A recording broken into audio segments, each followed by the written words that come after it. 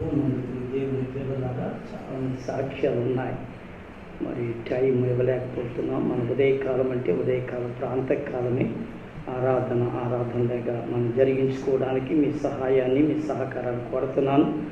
మంచిది, దేవుడు చేసిన ఉపకారములు దేనిని మరువక మరి దేవుని కృపలో వారికి ఇచ్చినటువంటి ఆ చిన్ని కుటుంబం ఈ స్థలములకు వచ్చి ఆరాధిస్తూ ఉంది. ఆరాధనలో దేవుని సన్నిధి వారికి దేవుడు ఇస్తూ వచ్చాడు. ఏ మనుష్యుడు ఈ దినాన్ని దేవుని బిడ్డారా, మనుష్యుడు ఇవ్వాలి అంటే ఎవలేడు మనుష్యుడు, కానీ మనుష్య కుమారుడు ఇవ్వాలి అని అంటే సమృద్ధిగా ఇస్తాడు, సంతోషంగా ఇస్తాడు, ఆనందంగా ఇస్తాడు. అది ఆయనలో ఉన్న గొప్పతనం. తిరిగి ఇచ్చాను అనే మాట ఆయన దగ్గర నుంచి రాదు. మనమైతే ఆ మాటను కానీ దేవుని బిడ్డలారా, చాలా వారి దగ్గర పనిచేసిన దినాల నుంచి వారు ఎంతగానో చేదోడు వాదోడిగా ప్రతి అవసరతలలో ప్రతి పరిస్థితుల్లో వారు మాతో ఉంటారు. అందుని బట్టి దరిదాపు వారు 27 సంవత్సరాల క్రితం నుంచి వారి కుటుంబంతో మాకున్న సంబంధం. ఈ స్థలం కొనుగోలు చేసినప్పుడు ఆయన ఒక్కడినే తీసుకొచ్చి చూపించని స్థలాన్ని ముందు ఎవరికి చెప్పకముందు ఆయన ఒక్కడినే తీసుకొచ్చి చూపించి వెళ్ళిపోయాం. 27 సంవత్సరాల క్రితం మాట చెప్తా ఉన్నాను. దేవుని కృపలో ఈ దినాన్ని ఆయన చేసిన ఆశ్చర్యమైన అద్భుతమైన కార్యాలు, వారి భక్తి, వారి భయం దేవుని సన్నిధి నిలవబెడుతూ వచ్చింది. అందుని బట్టి అంతకంటే రోగాలు వ్యాధులు అనేది కాదు. ఉదయ్ కుమార్ గారు అంటారు, వ్యాధులు రోగాలు అవి వస్తాయి పోతాయి, పాప రోగము నుండి విడిపించగలిగిన వాడు యేసయ్య ఒక్కడే అని చెప్పాడు. దేవునికి స్తోత్రం. పాప రోగం, ఈ రోగాలు వస్తాయి పోతాయి, ఏదో డాక్టర్ ఏదో టైంలో ఎవరో ఒకడు బ్రతికించాలి. దేవుని చిత్తం, దేవుని ఏర్పాటు. పాప రోగం నుండి విడిపించగలిగిన ఏకైక దేవుని బిడ్డలారా, ఆయన ఎదుట సాగిలి పడదామంటున్నాడు కీర్తనకారుడు 132వ సంకీర్తనలో. ఆయన నివాస స్థలానికి పోదాం అన్నాడు. ఈ నివాసంలో ఉంటే ఎంతకాలం ఇలాగున్నా కనుక ఆయన నివాస స్థలంలోనికి వెళదాం. ఆయన నివాస పాదపీఠము ఎదుట సాగిలి పడదాం, కృతజ్ఞత కలిగి ఉందాం. దేవుని చిత్తము కొరకాయ ఆయన నడిపింపులో, ఆయన చిత్తములో, ఆయన అనుమతిలో, ఆయన అంగీకారంలో దేవుని బిడ్డలారా, ఆ 27 సంవత్సరాలు ఆయన ఎవరు మేమెవరము కదా. సంఘంలో చిన్న మాటగా ఈ రోజుకి ఇలా చేయి అని అంటే అంతే, అదే మాట. ఇంకొక మాట అనేది మళ్ళీ వారి నోటను వినలేదంటే, మీరు చెప్పారు కదా అయ్యగారు నేను చేసేస్తానని. అది ఎలాంటిదైనా వారి కుటుంబంలో ఎంత జటిలమైన పరిస్థితి అయినా ఆ పరిస్థితుల మధ్యలో నేను చాలా వారిని బట్టి కూడా మేము నేర్చుకున్నాం. దేవుని బిడ్డలారా, మన మీద చేసామనేది కాదు, ప్రభు ఇచ్చిన ప్రతి దానిని మన చదరాలి గారు వారి అనుమతితో ఏదైనా చేయడానికి చేసుకుంటూ వెళ్ళిపోతామే. ప్రభు వచ్చే వరకు సాగిలి పడదాం రండి అనే మాట మనకి ఇవ్వబడిన సహాయం. మేలు చేయటందు విసికపోవద్దు అని అంటారు. మేలు చేసి తగిన కాలం ముందు పంటకొస్తావు అని అంటారు. కనుక దేవుని యొక్క చిత్తం ఇది, దేవుని యొక్క నడిపింపు, ఆయన అనుమతి ఉండాలి. దానికి కూడా ఇది చెయ్యాలా వద్దా అనేది కూడా ఆయన అనుమతి. ఆయన సన్నిధిలో ప్రార్థించి, ప్రభు నీ చిత్తం, ఇది గొప్పలు కాదు ఇంకో దానికి కాదని మనం ప్రార్థించి ఆయన నడిపింపు ఉన్నప్పుడు అద్భుతం చూస్తాం. ఆ ఆశ్చర్యకరమైన 1792వ సంవత్సరం, అది 1792వ సంవత్సరం అమెరికా దేశంలోని వారు నగరానికి ఒక కుటుంబం తరలి వెళ్ళింది. అతడు ఒక సైనిక ఉద్యోగం చేసుకుంటూ సాగిపోతున్న కుటుంబంలో ఒక శ్రేష్టమైనటువంటి ఒక బిడ్డ జన్మిస్తూ వచ్చాడు. ఆగస్టు నెలలో ఆయన జన్మిస్తూ వచ్చాడు. 29వ తారీఖున ఆయన జన్మిస్తూ వచ్చాడు. ఆయన ఆ ఎడారి ప్రాంతాల్లో ఉన్న కారణంగా, ఆయన సైనికుడు కనుక ఎడారిలో ఉన్న ప్రాంతాల్లో ఆయన జీవిస్తూ వచ్చాడు. తండ్రి సైనికుడు కనుక సరైన అదుపు ఆజ్ఞ లేక ఆ ఇష్టానుసారమైన జీవితం జీవిస్తూ వచ్చాడు. ఆ జీవనాన్ని కొనసాగిస్తూ వచ్చాడు. అతడు అనుకున్నది ఒక ఆలోచన ఏమిటంటే, కనుక నేను ఈ ఎడారిలో ఉండి ఇలాగను జీవిస్తున్నా, అయితే నా జీవితాన్ని ఒక శ్రేష్టమైనటువంటి స్థితిలోనికి, ఓ శ్రేష్టమైన పరిస్థితిలోనికి. అందుకనే దేవుని బిడ్డలారా, దేవుని వాక్యములోంచి కూడా మనం చూస్తాం, కొన్నిసార్లు మనల్ని ఏదో ఒక రీతిగా మరల్చడానికి ఏదో స్థలానికి తీసుకుని పోతూ ఉంటాడు. ఆయన మరల్చడానికే తప్ప మనల్ని హింసించడానికి, బాధించడానికి కాదు. కనుక ఏదో స్థలంలో తీసుకుని వెళ్తూ ఉంటాడు. అలాగని వెళ్ళిపోయాడు. కొంతకాలానికి అతనికి జ్ఞానోదయమైంది. ఏంటి నా పరిస్థితి, ఏంటి ఈ పరిస్థితి, ఎడారిలో ఉండుట కంటే కొంచెము రాజనగరికి వెళ్తే మంచిది అని చెప్పి రాజనగరికి వెళుతూ వచ్చాడు. న్యూయార్క్ ప్రాంతంలో అతడు తిరుగులాడుతూ లాటిన్, గ్రీకు, హీబ్రూ భాషలు చక్కగా నేర్చుకుంటూ వచ్చాడు. 17 సంవత్సరాల ప్రాంతం వచ్చేటప్పటికి అనుకున్నాడు, నా తండ్రి కుటుంబాన్ని విడిచిపెట్టి వెళ్ళిపోయాడు. అయితే నేనైతే కుటుంబంలో ఉండి నా కుటుంబాన్ని నేను ఉన్నతమైన స్థితికి నడిపించాలి అనే ఆశతో లా చదవాలని అతడు ఆలోచన చేశాడు. న్యాయ శాస్త్రము చదివి న్యాయవంతమైన జీవితాన్ని అనేక మందికి చూపించాలని అతడు చదువుతున్నాడు. 1వ సంవత్సరం, 2వ సంవత్సరం చదువుతూ ఉన్నాడు. చదువుతున్న 3వ సంవత్సరంలోకి వచ్చేటప్పటికి న్యాయము మీద నిర్గమాకాండం 20వ అధ్యాయము అతను కనబడతా ఉంది. 10 ఆజ్ఞలు చదవలసి వచ్చింది. అందుకని వెంటనే బైబిల్ని ఒకళ్ళ దగ్గరికి వెళ్ళి తీసుకున్నాను. ఆ రోజుల్లో బైబిల్ లేదు. ఆ పోపు దగ్గరికి వెళ్ళి ఆయన దగ్గరికి రికమెండ్ చేయించుకుని బైబిల్ తీసుకుని చదువుతూ వచ్చాడు.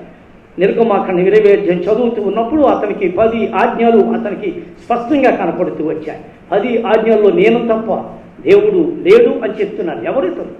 ఇతను ఎవరై ఉంటాడు అని చెప్పి దాని మీద ఆలోచన పెట్టాడు.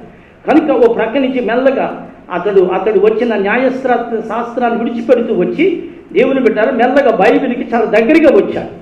అతడు అనుకున్న టైంకి బైబిల్ తిరిగి రిప్లై ఇచ్చేయాలి వాళ్ళకి. అయితే ఇతను బైబిల్ దాచేసుకుని ఉంచేసుకుని చదువుతున్నాడు. ఏంటి నేను తప్ప అంటున్నాడు ఏంటి? కనుక తప్పని దేవుడు ఎవరు? తప్పక నేను ఆరాధిస్తానని చెప్పి అతడు బైబిల్లోనికి దిగిపోయాడు. దిగిపోయి అతడు బైబిల్ని ఖండోపఖండాలుగా చదువుతున్నాడు. అతనికి అర్థం కాలేనప్పుడు మరలా తిరిగి పాస్టర్ గారు పీస్ట్ దగ్గరికి వెళ్ళి అడుగుతూ ఉన్నాడు. ఇలాగున మొత్తం మీద అతడు బైబిల్ చక్కగా చదువుతూ వచ్చి అతడు నిశ్చయమైనటువంటి కారణం ఏమిటంటే ఈ లోక సంబంధమైనది ఈ లోకం కాదు, పరలోక సంబంధమైన ఒక రాజ్యం ఉన్నదని గుర్తించాడు. ఆ రాజ్యంలో వారసుడిగా ఉండడానికి నేనేం చేయాలి అని తలంచి వచ్చాడు. సాగిలపడి ప్రార్థిస్తూ తన గోజాడుతూ తన పాపాలు ఒప్పుకుంటూ వచ్చాడు. ఒక దినాన్ని అతనికి కనిపించింది, ఒక దర్శనం అతనికి ఎదురైంది. ఒక దర్శనం అతను చూచాడు. ఆ దర్శనములో ప్రభు చెప్తా ఉన్నాడు, నేను నీ కొరకు ఈ లోక సంబంధమైనటువంటి ప్రతి పరిస్థితిని సిలువ వేశాను. సిలువలో మొట్టమొదటిది వేసింది ఏంటంటే గర్వము అనే దానిని నేను సిలువ వేశాను. నువ్వేదో ఒక శ్రేష్టమైన లా చదువుతున్నాను అనే నీ గర్వం ఏదైనా నీలో ఉంటే, ఈ దినాన్ని గర్వము అనేది నాలో నీ కనబడుతూ ఉంటే, ఈ దినాన్ని సిలువ మీద ఆ గర్వాన్ని అణల్చడానికి నా శరీరము దున్నబడింది. మనిషిలో మొట్టమొదటి ఉత్పన్నమైనది గర్వం అని ప్రభు సూటిగా మాట్లాడాడు. ఎప్పుడైతే ఆ గర్వము అనే పదము అతనికి ఎదురుపడిందో అతనుకున్న ప్రతి పరిస్థితి నుంచి క్రిందకి రావడం చూచాడు. తన గర్వాన్ని సిలువ వేశాడు. విధేయతను నేర్చుకొని అతని జీవితాన్ని కొనసాగిస్తూ ఉండగా ప్రభు మాట్లాడాడు, నీవు పెళ్లి చేసుకుని ఇంగ్లాండ్కి పోమని చెప్పి. పెళ్లి చేసుకున్నాడు. ప్రభు చెప్పారు, పెళ్లి చేసుకున్నాడు. 5వ రోజు పెళ్లి చేసుకున్న 5వ రోజు తన భార్య చెప్తుంది, అయ్యా మనకేమీ లేవు ఇంట్లో, కనుక నువ్వు ఈ సేట్ సంచి పట్టుకుని కొంచెం డబ్బులు ఇస్తున్నాను, పట్టుకుని వెళ్ళి నీవు బజార్ చేసుకురమ్మని. 5వ రోజు, ఇది జాగ్రత్తగా ఆలోచించాలి. 5వ రోజున అతని సంచి ఇచ్చి డబ్బులు ఇచ్చి కొన్ని డబ్బులు అతన్ని పంపించి మళ్ళీ తిరిగి లోపలికి వెళ్ళి ఒక పరిశుద్ధ గ్రంథాన్ని సంచిలో వేసుకుని వెళ్ళిపోయాడు. 3 నెలలకు కానీ తిరిగి అతను ఎక్కడున్నాడు ఎవరికి తెలియదు. అతనికి 3వ నెల ముగింపులో ఒక గుర్తు వచ్చిందంట. అయ్యో నేను పెళ్లి చేసుకున్నానే, అయ్యో నా భార్య చిన్న సంచి ఇచ్చిందే, అయ్యో ఏంటి నేను ఎలాగొచ్చేసాను. ఈ 3 నెలల్లో ప్రతి బజారులో తన సాక్ష్యాన్ని చెప్తూ ప్రతి వ్యక్తిని, నీవు సంచి పట్టుకుని బజారుకి వచ్చావు, నిన్ను కూడా బజారులో కొనడానికి నా యేసు ఒక ఆయన ఉన్నాడు, నిన్ను కొనుగోలు చేసే దేవుడు. ఈ దినాన్ని ఇక్కడ దొరుకుతూ ఉన్నటువంటి ఈ వస్తువులు ఎలాగూ నువ్వు కొంటున్నావు, నా ప్రభు నేను కొనడానికి ప్రభు అయిన యేసుక్రీస్తు శిలువ మీద నిలబడ్డాడు. ఆయన రక్తం కార్చాడు. ఆ రక్తం ద్వారా నేను వినూత్నమైన రీతిలో విడిపించడానికి యేసు వచ్చాడని అతడు సంతలన్నీ తిరుగుతూ వెళ్ళిపోయాడు. అన్ని సంతల్లో అతడు యేసుక్రీస్తుని గురించి, దేవుని బిడ్డలారా, 3 నెలల్లో ఆ దేశములో ఉన్న ఆ సంతలన్నీ తిరుగుతూ యేసుక్రీస్తుని నిరూపిస్తూ ఉన్నదినాడు.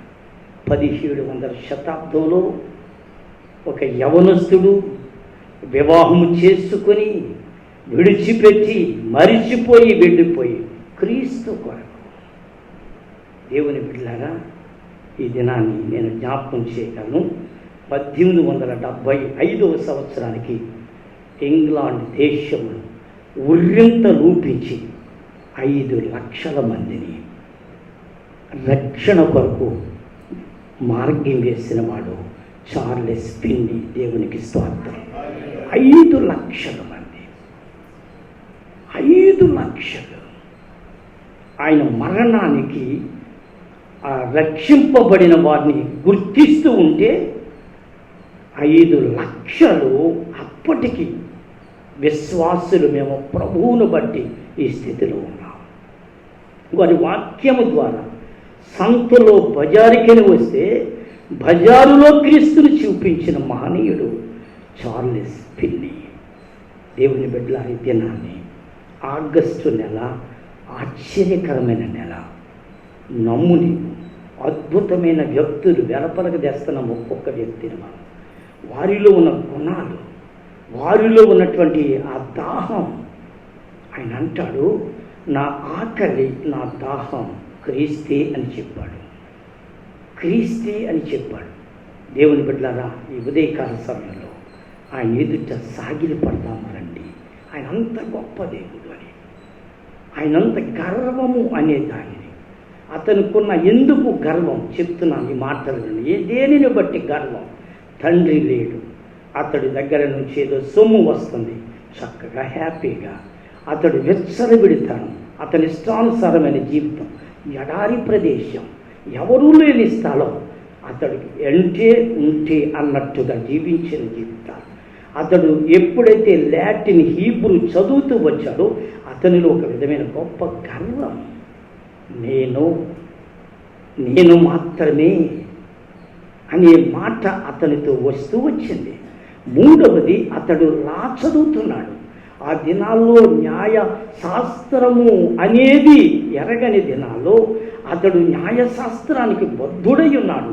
అనంటే ఇలాంటి ఒక గౌను వేసుకుని అతడు జడ్జి ఎదురుగా నిలవబడి అతనుకున్న గొప్ప స్థితిని చూపించి, అతనుకున్న మేధస్సును, అతనుకున్న జ్ఞానాన్ని, అతనుకున్న పరిజ్ఞానాన్ని చూపిస్తున్నప్పుడు అతని రోమాలు పైకి.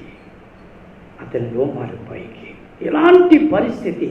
అందుకని ప్రభు తన గదిలోనికి వచ్చిన తరువాత ఆ వెలుతురులో మాట్లాడుతున్నాడు, నేను సిలువ వేయబడ్డాను. సిలువ వేయబడింది ఏమిటి అనంటే, దేవుని బిడ్డలారా, గర్వాన్ని అది దాని అనేది ఆ భక్తుడు చూపించినప్పుడు గర్వమును ప్రక్కన పెట్టాడు. విధేయతలోనికి అదే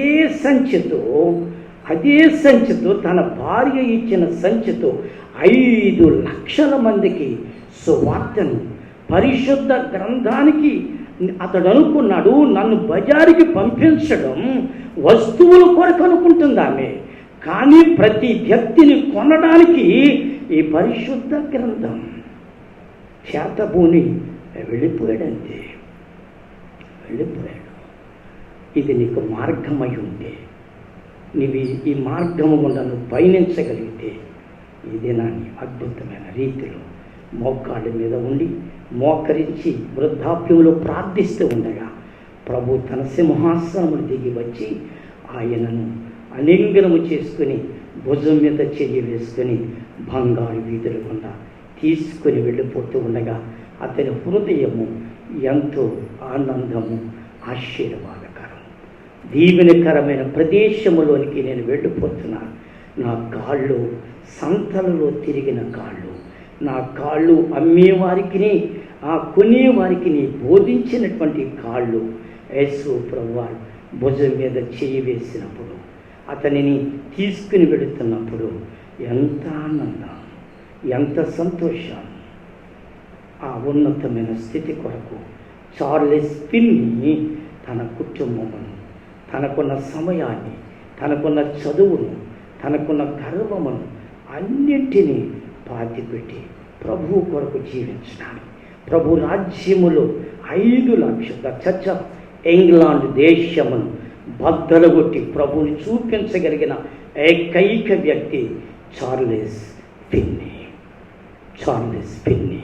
ఈ దినాన్ని మా దేవుని వాక్యం 8వ వచనం చెప్తుంది, యెహోవా లెమ్ము నీ బలసూచకమైన మందసంతో కూడారా. నువ్వు మందసములో ఉన్న బలసూచకంతో రా. మందసం వస్తే కుదరదు. నా మందసంలో నీ బలం ఉండాలి. నీ బలం ఉండాలి. మందసం పెట్టి కాదు, మందసం వస్తువులు కాదు, మందసం అహరోను కర్ర, చిగురించు కర్ర మాత్రమే, పాత్రలు మాత్రమే కాదు, నీవే ఒక పాత్రవైపోయి ఉండాలి. నువ్వు చిగురించువాడుగా ఉండాలి. మందసం అది ఎక్కడెక్కడ రాకుండా అయ్యారు, మీరు ఎక్కకూడదు అయ్యారు. ఇవి మన నిబంధనలు.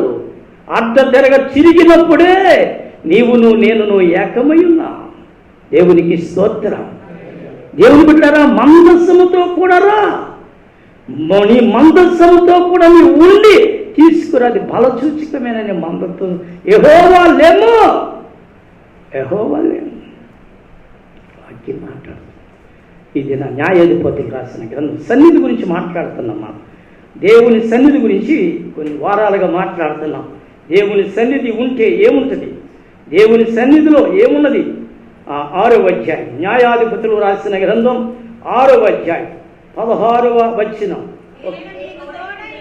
నేను నీకు అనగా నీ మందసం అనగా నీవు, నీ సన్నిధి నేను నీకు తోడై ఉందును గనుక ఒకే మనుషుని హతము చేసినట్లు మిద్యానీయులను.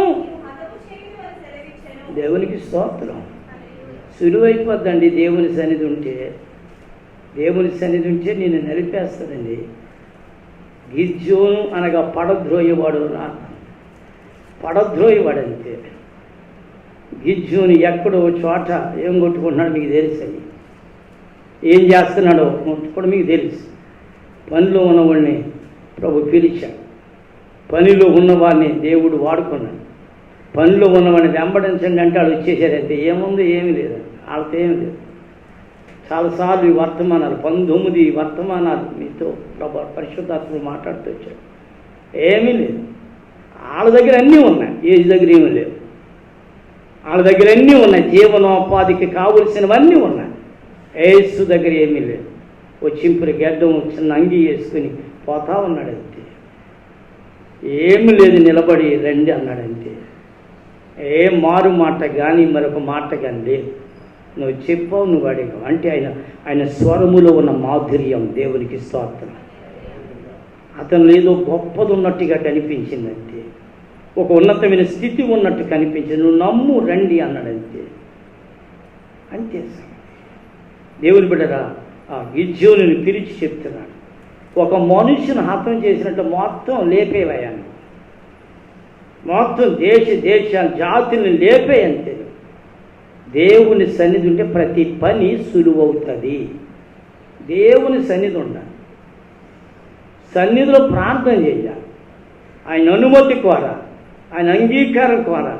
ఆయన ఏ స్థితి వరకు అంటే ఆ స్థితి వరకు లోబడి ఉండడానికి మనం ముందుగానే ప్రిపేర్ అయిపోవాలి అంతే. నువ్వేదో చెప్తే నేను అంటాకలే. నువ్వేం చెప్పినానంతే. నువ్వేం చెప్పినా నీ నోట నుండి వచ్చిన మాట, నీ నడిపింపు మంచిది, అలా వెళ్ళిపోడు. దేవుని బిడ్డ ఈ దినాన్ని దేవుని వాక్యం చెప్తుంది. దేవుడు చెప్పాలి గిద్యోనికి. గిద్యోను వెళ్ళిపోయి ఒక మనుషుని హతం చేసినట్లు హతం చేసేయడానికి ఇతనికి శక్తి బలాలు లేవు. దేవుడే ఇవ్వాలి. బలమిచ్చువాడా అని పాడుకున్నాం మనం. బలం ఆయన ఇవ్వాలి. మన బలము ఎంతలో ఉంది, ఎక్కడ వరకు ఉంది, దేని గురించి మనము ఉప్పొంగిపోతున్నాం, అమర్యాదగా నడుస్తున్నాం, దేని కొరకు, దేనిని చూసుకొని వాక్యం మాట్లాడుతుంది. దినా చాలా తేటగా మాట్లాడుతుంది. దేవుని సన్నిధి ఉంటే నీకు ప్రతి కార్యం సులువైపోద్దంటే ఇబ్బంది ఏం పడవు. దేవుని చిత్తం ఉంటే, ఆయన నడిపింపు ఉంటే, ఆయన సన్నిధి ఉంటే, ఆయన సహవాసం ఉంటే ఊరికే అలా ప్రాణంలో వెళ్ళిపోతావని నీ కొరకు నువ్వు అనేది ఆలోచన చేయి. ఈ ఉదయాన్ని మనం నేర్చుకుని దేవుని సన్నిధి ఉంటే ప్రతి విషయం నీకు నేను తోడయ్యుందును అంతే. తోడయ్యుందును.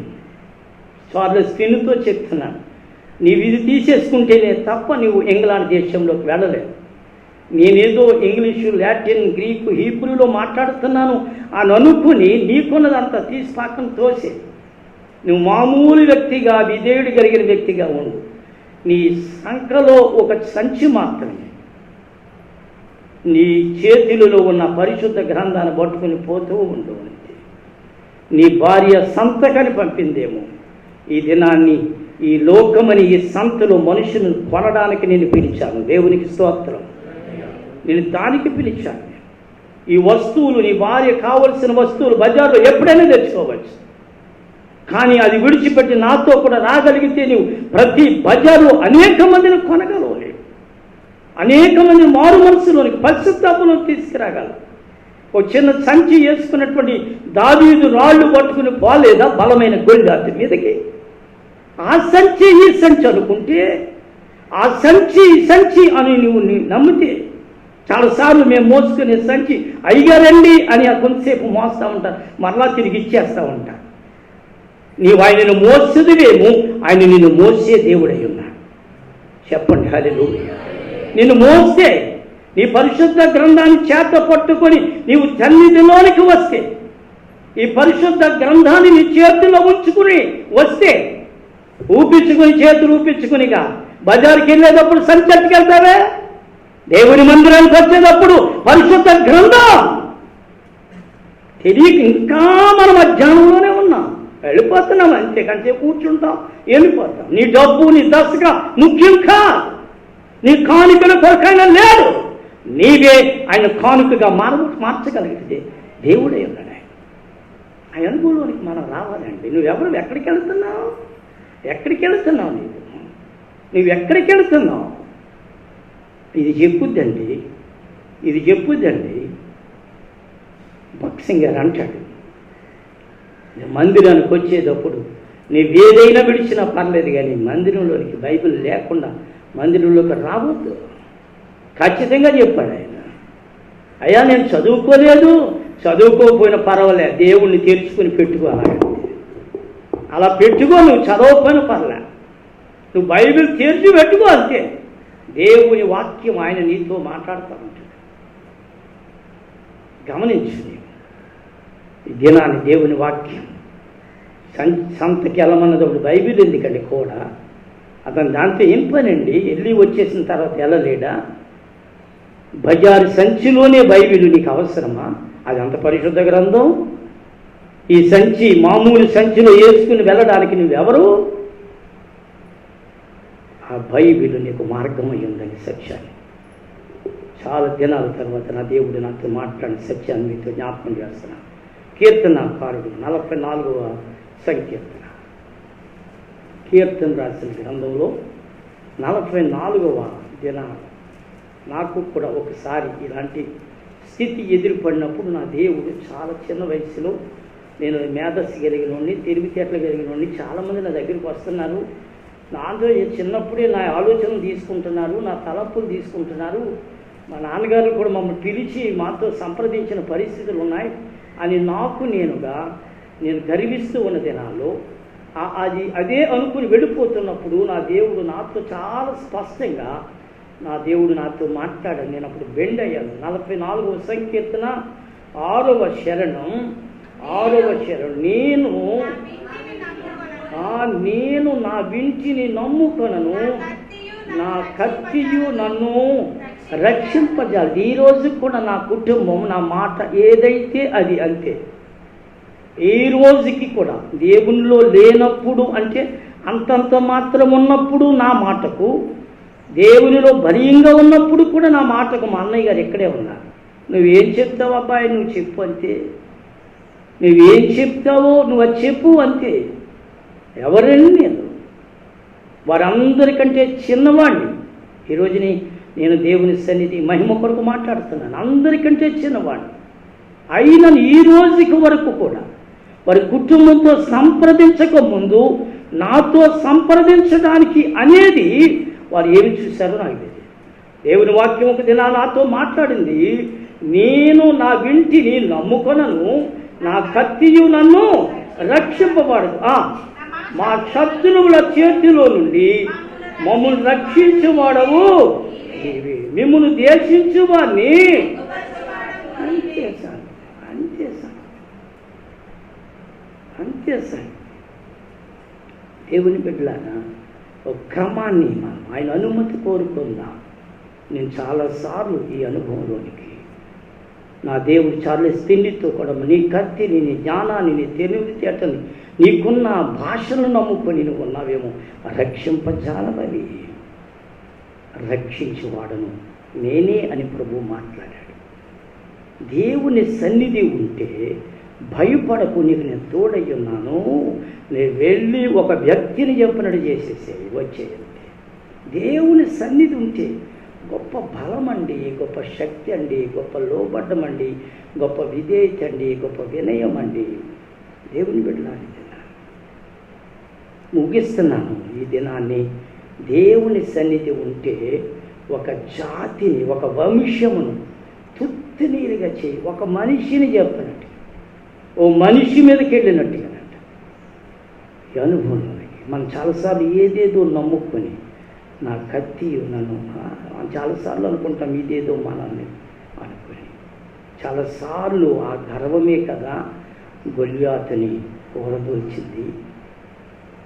ఆ గర్వమే నాకున్న బలం, నా కండ, నా శక్తి. నేను 39 సార్లు కేకలు వేస్తా వచ్చాడు, కేకలు వేస్తా వచ్చాడు.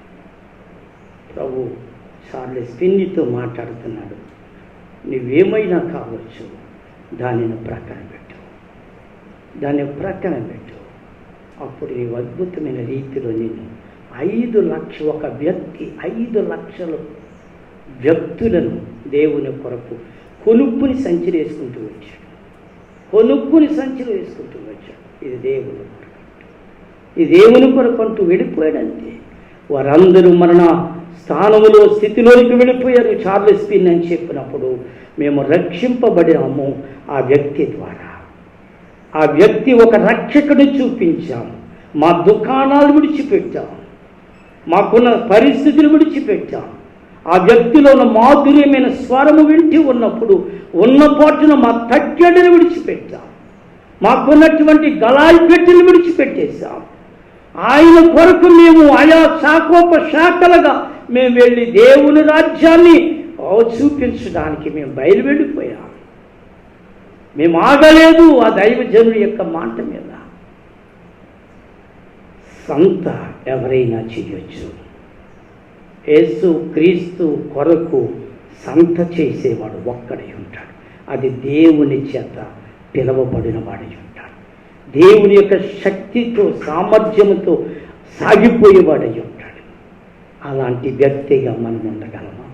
దేవుని సన్నిధి ఉన్నప్పుడు గిజ్జోను అనగా పడద్రోయవాడుగా ఉన్నవాడు అనేక మందిని ప్రభువు కొరకు దేవుడు చెప్తున్నాడు, నీకు నేను తోడై ఉన్నాను. ఈ భయంకరమైన దినాలు, ఇబ్బందికరమైన దినాలు, దైవజనులు కూడా ఈ వ్యాధి భారాన్ని పట్టుకుని ఉంటామన్నారు. మనం పటిష్టంగా, బలంగా ప్రభువులో నిలవబడదామంటే ఆయన సన్నిధిలో నిలిచి ఉందాం. నీ చిత్తమని ఆయన సన్నిధిలో వెళుతూ ఉందాం. ఆయన గొప్ప కార్యాలు చేసేవాడు. డాక్టర్ బెహరా గారని అపోలో హాస్పిటల్లో ఒక అద్భుతమైన వ్యక్తి, యేసు ప్రభుని నమ్ముకున్న వ్యక్తి. ఆయన పేరు చెప్తే అద్భుతమైన పేరు కలిగిన వ్యక్తి. దేవుని బిడ్డలారా, గత ఎన్నో సంవత్సరాలుగా ఆయనతో నేను ఒకే పులిపేట మీద కూర్చుంటూ వచ్చాను. ఆయనతో కూడా నాతో ఆయన ఇలాంటి సంబంధాన్ని ఒక దైవజనుడు నవజీవన్ రాజు గారికి కలిపారు. అప్పటి నుంచి మేము చాలా స్నేహితులు. ఆయన డాక్టరే, 2 నిబంధనలు దాటాడు. ఎవరు గమానీయులు గారు చెప్తున్నారు, ఒక పేపర్ వాళ్ళే వేశారు, కానీ పేపర్ను వాడు ఫాలో అవ్వలేదా అనిపించింది. నెంబర్ 1, కూలింగ్ వాటర్ తప్ప ఆయన దేనిని తాగడట. అది ఎంత ప్రమాదం! ఈ కాలంలో కూలింగ్ వాటరు అనేది ఎంత ప్రమాదం! ఆ ఫ్రిడ్జ్లోని ఉన్నది ఉన్నట్టుగా తాగుతాడనమాట. 2 ఏసీ లేకుండా అతడు ఉండలేని పరిస్థితి. నిన్న కాక మొన్నటి దినాన్ని అతడి లోకాన్ని విడిచిపెట్టవలసి వచ్చింది.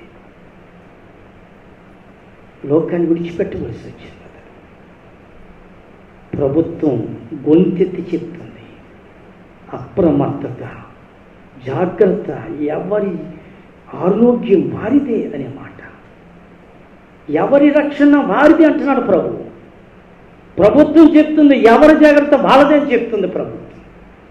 బలమైన ఎత్తైనటువంటి 6 అడుగులు ఆజానుబాహు దేవుని బిడ్డలారా, జాగ్రత్త మన మీద ఆధారపడి ఉన్నాయి. రక్షణకు దూరంగా వెళ్ళకు. నీ శరీర అవసరతల కొరకు ఏదేదో గడ్డి గరిసేకు, పర్వాలేదులే. కాపాడుకునే దినాలు తన కార్యం మన పట్ల జరిగించాలని ప్రభు మనల్ని ఇంకా బ్రతికినిచ్చాడు. దేవునికి స్తోత్రం. ఇప్పటి కాలపురుషులు జాగ్రత్త. ప్రతి విషయాన్ని మనం ఫాలో అవుతాం. ప్రభుత్వాన్ని గౌరవిందాం, ప్రభువుని మహిమపరుద్దాం. ఈ రెండు విషయాలు నేను ఒక చిన్న మాట, వారు కరోనాలో ఉన్నప్పుడు చిన్న సలహా, మనకి తెలిసిందేమీ లేదు. అమెరికాలో ఉన్న మా బావమరిది చెప్తూ ఉంటాడు, ఇది చేస్తే అది చేస్తే, అలా చేస్తే ఇలా చేస్తే అని చెప్తూ ఉంటాడు. ఆడెంత టైంని తీసుకుని మన స్లమ్ మినిస్ట్రీ కొరకు కొన్ని ఆలోచనలు చెప్తూ ఉంటాడు. మేమే వారానికి వచ్చి ఏదో ఒక రోజు 2 రోజులు పని దొరికితే పరిగెడుతున్నాం, పని దొరికితే పరిగెత్తి ఓటీ కూడా చేసుకుని వస్తున్నాం, ఆ డబ్బులు తెచ్చుకుని బతికేస్తున్నాం అని చెప్తున్న సందేశం. కానీ బాబు ఇలా చేయండి అని చెప్తున్న మాటలన్నీ ఈవెన్ బోయేజ్ అనే సింహాచలానికి చెప్పారు. ఇది చెయ్యి అంటే నేను దినాన్ని వచ్చి చెప్తున్నాడు. అయ్యారు ఆ రోజుని చెప్పారు, ఈ రోజు వరకు నేను అది ఫాలో అవుతున్నాను అన్నాడు. చాలాసార్లు పాదిరి గారు రెవరెండ్ అండ్ డాక్టర్లను పెట్టుకుంటున్నారు. ఇప్పుడు కూడా ఆ డాక్టరేట్ ఉపయోగించగలిగితే వారు బతుకుతారు, సంఘం కూడా బ్రతికిస్తారేమో అనుకుంటున్నాను. ఏదో బోర్డులో గొప్పదనం కొరకు పెట్టుకుండొచ్చు, మంచిదే. కనుక ఈ డాక్టర్ అనే పదానికి అక్కడ ఏం చదవకపోయినా, ఏం చేయకపోయినా, ఏ పరిస్థితి రాకపోయినా, ఇంగ్లీష్ పేపర్ చదవకపోయినా డాక్టరేట్లు అవుతున్నారు, మంచిదే.